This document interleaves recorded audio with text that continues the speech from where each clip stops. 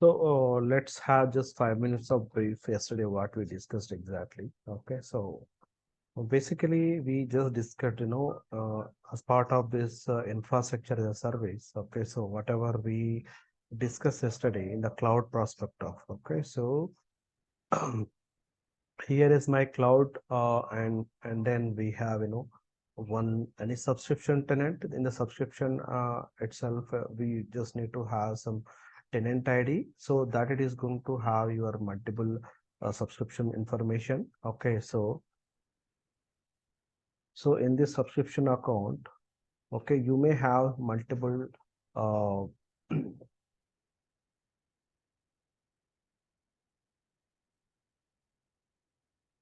you will get in all this information, in a subscription tenant. This is your entry point, right? So which we discussed yesterday. Okay, so in this aspect, what exactly we are going to do discussing as a database perspective. Okay, so we are in the part of uh, the two things. Okay, so there is infrastructure as a service, platform as a service, and the software as a service, right? So in the software as a service, we don't have any that much of scope as we discussed. Okay, so at this moment, this current today starting module is basically to continuing of infrastructure as a service. So that is what we are going to do. Okay, so this is a bare minimum thing. Okay, so where exactly we are going to focusing your on-premises workload, how it is going to run. Let's say, taking the backup, installation, configuration. So more or less, 40 to 50% of the same work we are going to do, task perspective. Only for the deployment related stuff, we are just, having some differentiation. Okay, so infrastructure as a service. Okay, so it is, uh, why they're going to choose basically real time prospector. Okay, so why they're going to choose real time prospector? Because of some OS level customization we have. So that thing we don't have pass module. Okay, so I'll explain it in detail, that one. Okay, so why basically we'll go for. So we discussed use cases of real time use cases, but why we should go for infrastructure as a service. Okay, that is a more core component. Okay, so as I said, okay, so as I said, the point is the first point is basically, so the pass module, and you don't have any control basically. Okay, in the pass module you don't have any control. Let me show that. Okay, so mm,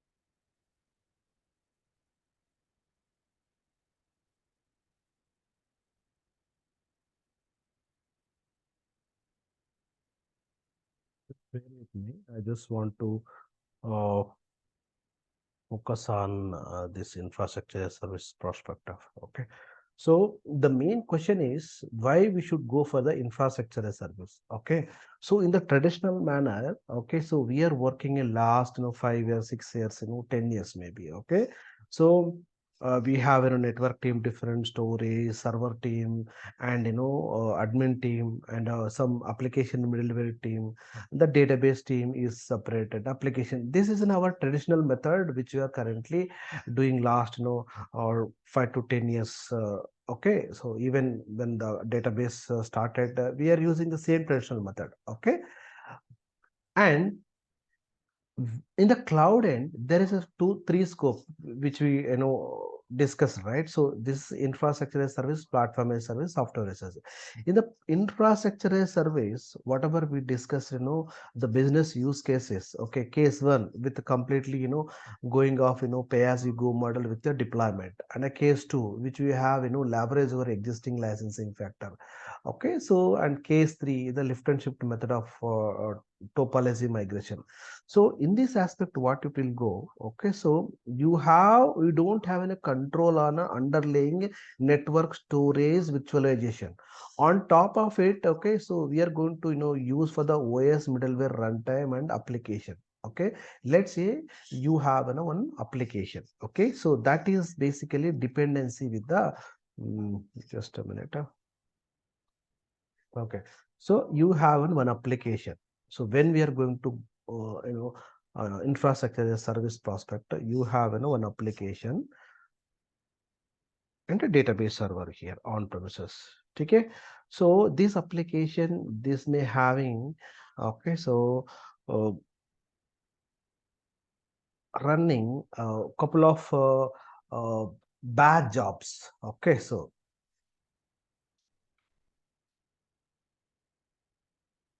you are good at running of SQL agent job and all, right? So at the same time, Windows level we have bad jobs. Okay, so PowerShell commands are whatever commands, so shell scripting. Maybe you are using a couple of scripts running. Okay, so when it is happening, basically if you have large amount of data, the specific application which may require bad jobs.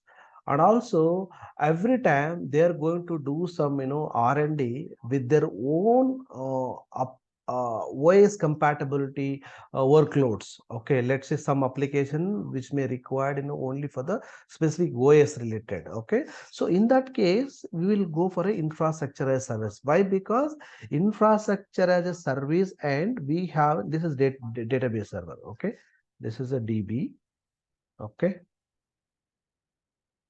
and here is an application. Okay, app server. So these batch jobs, it may run in a application end or it is in database end. So either the ways it will work. Okay, so not only for database related, even application dependency also you can go for infrastructure as service. So that is the case, this migration process or this deployment, if you want to do same sort of task under configuration, deployments and all, this is the best suit of infrastructure as service. Why? Because though the cloud vendor is going to providing the underlying hardware components, okay, but still you have a control under OS and all this application data level. You can install your own OS, you can maintain your own middleware. Okay, you can run your own runtime like ETL and all. I know data means database related, application is whatever .NET application or Java, so whatever API, that kind of. So you have some flexibility control on your things. Okay, you can maintain your own drives and all. So this is a flexibility you have. So if you want to feel such kind of things, and with the dependence of this either the database perspective or the application perspective, you can good to go for a infrastructure as service layer. Okay, so this is a one kind of typical dependency with there. Okay, so then what about the pass model? So when you go for the pass model, what it is going to happen, let me explore it. For basically in the pass model, you don't have any OS control, you cannot able to run any batch jobs. Okay, you cannot able to compatible install. See boss, simple thing is, you have application server. Okay, you have database server. Okay, database install configuration, you did some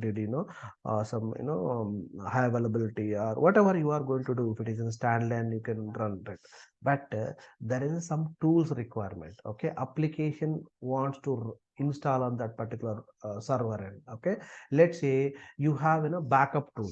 Okay, either Redgate or Commvault, any third party tools you have. Okay, so light speed, these are the tools which we can able to integrate and take the backups, right?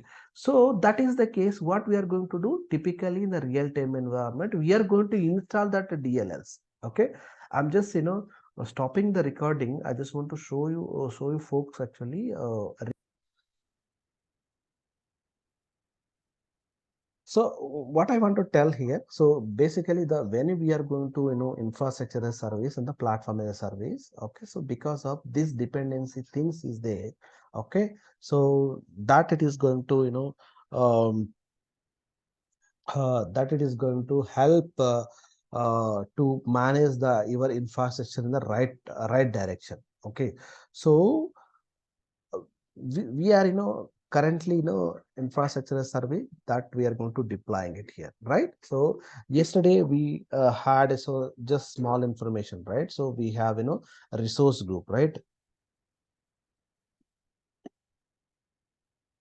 Okay, so what is the resource group? Anyone can define your own words. Don't give definition two lines one line. Just uh, things how it is going to work. With resource group, we can create many services. Yeah. Okay.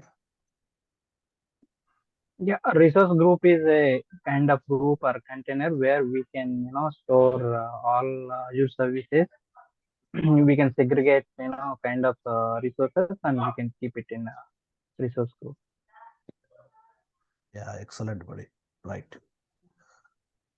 Yes, so resource group is a container, a logical container where you can able to store your all your resources in the cloud end. Okay, so whatever the resource you feel, that resource you can able to create and manage. Okay, so in our aspect, we are just creating a SQL Server IaaS VM, which is in the scope of infrastructure as service management. Okay, so if this is SQL Server SQL Server in Azure VM. Okay, so this is the VM. Okay, so that you are going to running into your in the resource group end. Okay, so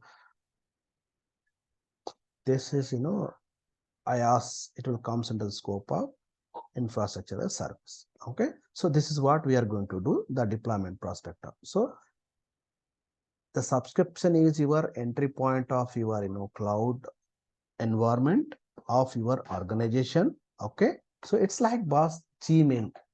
Okay, you have Gmail, you can by using of the Gmail you can use a Outlook kind of thing, Office 365 kind of thing, and you have Google Drive, a lot of charting options. Some same like okay. So this tenant information is something like your Google account. Inside of this one, you have resource group. Resource group is a logical container where you can able to store your all the resources. Okay, in our resource group. Okay, so to isolate your environment. Okay, let's say production, non-prod. Okay, so something like that you can able to isolate. Okay, with respect to location, with respect to environment, and so that you can able to easily to analyze the cost related stuff. Okay, and resources, the resources you may have VNet or Azure SQL Server as VM, app gateway, load balancer, whatever you want, you can able to take it and deploy it. So this is what the high level structure it is going to happen. So then on top of it, okay, so on top of it, okay, so if you have, okay, so now this is an important thing. Okay, so on top of it, okay, we have management group. Okay, why the management group?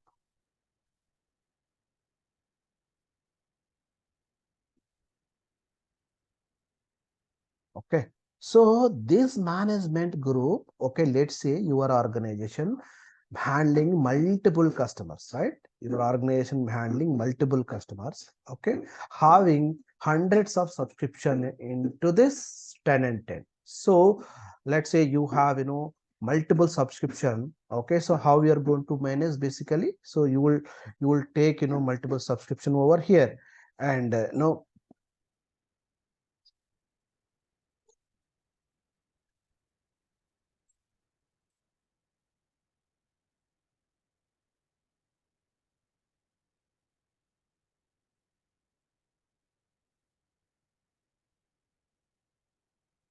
Okay, so you have a tenant ID boss. Okay, so under the tenant ID, this many subscription we have. Okay, so this subscription you may use for the production is for this one.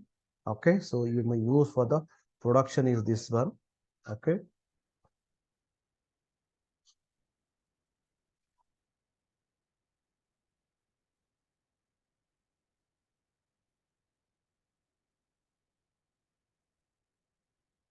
this production one. Okay, so maybe using for the one client. Okay, this is in a dev client where you are going to use. Okay, so how we are going to manage then? Okay, so on top of it you will get management level subscription. What is this? This is management level subscription. So you are going to organize all the subscription in a account under the subscription. Okay, this is a high level information. So what we are talking about? So in the high level organization level, will be maintaining a management level group. Under the group you have tenants. Under the tenants we have multiple subscription. Under the subscription we have the resource group. Under the resource group we have a resources. This is what high level hierarchy is going to happen in the organization level. Okay, this is typically the flow of the architecture. It is going to happen in the management perspective.